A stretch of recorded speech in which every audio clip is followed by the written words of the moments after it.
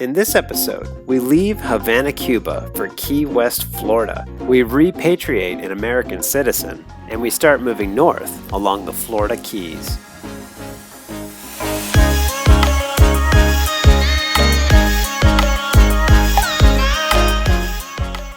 Last time, on sailing Balachandra, we beat into the wind along the north coast of Cuba, then tied up at Hemingway Marina to explore Old Havana in a classic Chevrolet car. Hi, if you're new to the channel, I'm Noelle. And I'm Dan. And we're sailing Balachandra. If you haven't subscribed to our channel, just go below this video, look for the big red subscribe button, and press that button. One thing about Cuba that we found really surprising and we didn't expect was the amount of people that would come and approach our boat while at Hemingway Marina asking for a lift back to the United States. Apparently it's quite common for people to enter Cuba and get stuck there. When that happens, it's very difficult for them to leave, especially now during the pandemic. Flights from Cuba to many places in the world are not running right now, but we were approached a few times by different people of different nationalities looking for a lift. There's a lot of red tape when taking people outside of Cuba, and you put yourself and your boat at risk. And we talked to a lot of different people at Hemingway Marina and asked for advice as to whether or not it was a good idea, and generally most of the advice is no, don't take them. You risk losing your boat, you risk being incriminated for something. If they have committed a crime, you could be implicated, and you may not be admitted into the United States when you make the crossing. If there's some reason that that person you brought on board with you is not allowed into the United States, it's possible that they might turn your boat away. It's really risky, and we decided not to do it. However, there is one person we did agree to take, and it's because they are a United States citizen, and we saw them come in on a boat that had an emergency, and it all happened right in front of us. And there was boots on the ground U.S. Coast Guard present at that moment, and we spoke with them, and we spoke with Homeland Security in the United States, and everything was okayed, and we were able to take one person back to the United States and repatriate them. So that was pretty cool.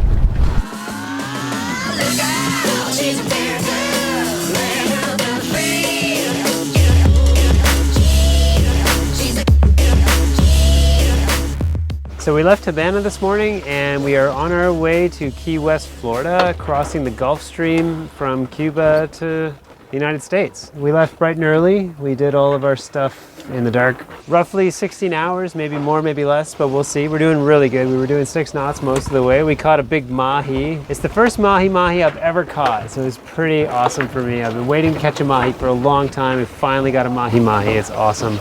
And we have a guest on board. We have a guy named Tom who's with us, who's an American, and he arrived in Cuba due to an emergency. He was with another boat who had a mainsail failure. They called in an emergency and they ended up anchoring in Cuba, and then eventually got to Havana, and he needed a ride back to the US, so we're helping him out. So hopefully we'll be checking into Key West pretty soon. We'll get Tom back home. Everything should be good. About halfway through our Gulf Stream crossing, this small bird looking completely exhausted landed on our boat to hitch a ride back to the United States. Birds when caught at sea like this will typically hitch a ride on a vessel. They're so far from shore, they might otherwise die from exhaustion and eventual drowning. We did a little exploring in Key West with our new friend Tom. When in Key West, you have to try a pina colada mixed in a cored-out pineapple. It's delicious. We were eager to get moving, as the people in Key West were not following any COVID-19 safety protocols, and Noelle and I have not yet been vaccinated for COVID-19.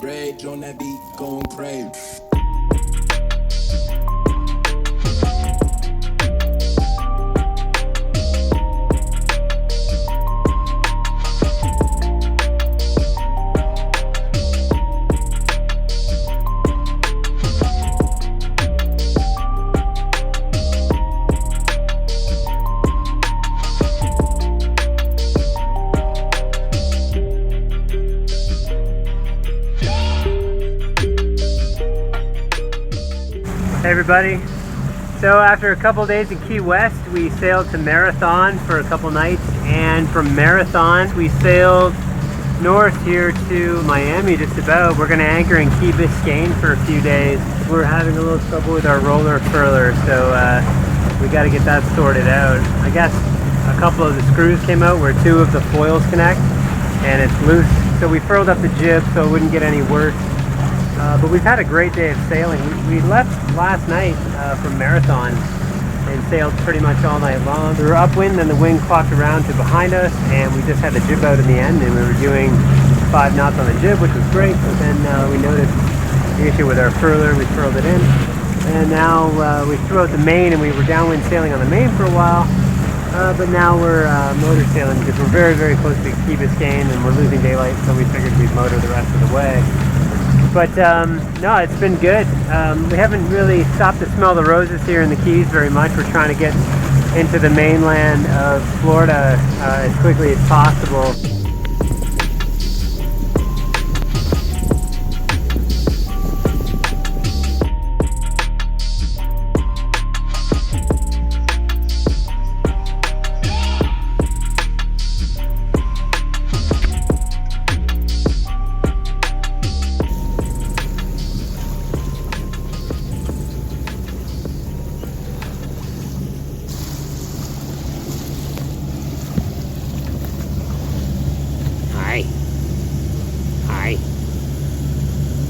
So we left No Name Harbor, Key Biscayne, the day before yesterday, and that was the last day we spent in the Florida Keys, just outside of Miami.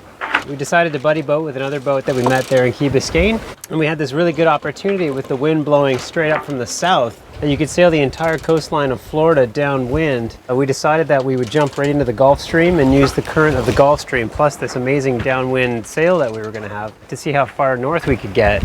Our buddy boat was intending to go all the way to North Carolina, and we decided that we were going to jump off there in Jacksonville because we wanted to get into Green Cove Springs where we plan to do our haul out. We haven't hauled out the boat since Nova Scotia when we first left Canada at the very beginning of our journey in October 2019. We've been in the Caribbean a long time, and we figure it's time to get her hauled out. It's been a long time, and we'd like to get home to Nova Scotia for a few months. So Green Cove Springs is a great place to put the boat on the hard during the hurricane season. We just have to go underneath a bridge that's like 65 feet, and I figure if we go at low tide we should be able to clear it, but we'll give it a try. So once we hit the Gulf Stream, we were making record time. In one day we made 200 nautical miles on Balachandra. It's unheard of. We topped out at a max speed of 10 knots. We've never done 10 knots on this boat. It's incredible. I couldn't believe my eyes when I saw 10 knots. But when you take into account the 3.5 knot current of the Gulf Stream plus this incredible downwind sail we had, we were able to maintain that. And so did our buddy boat, which was a Pearson 424, and together we were able to cover that ground. We made it almost all the way to Jacksonville. And it's funny, as soon as we left the Gulf Stream and made our turn towards Jacksonville, we slowed down to like 4 knots. That was kind of anticlimactic, but it's just incredible that in that first day we did probably 2-3 days worth of sailing in a single day. It was amazing. We saw dolphins, we did some fishing, but there was a lot of sargasso, so we didn't really catch anything. And a little rolly in the Gulf Stream, but the waves didn't pick up too high because this time of year, I mean, we're coming into the month of May now, and in May, going on June, July, that's the best time to sail that part of the Atlantic, so we had favorable conditions for sure.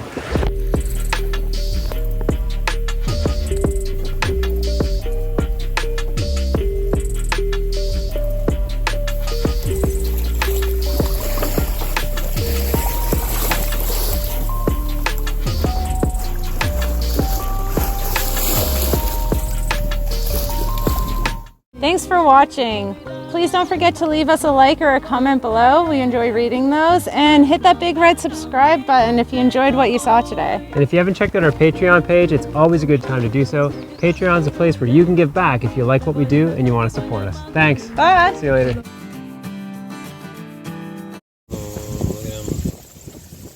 Bubble. Why are you being so cute right now? It's a Bubs.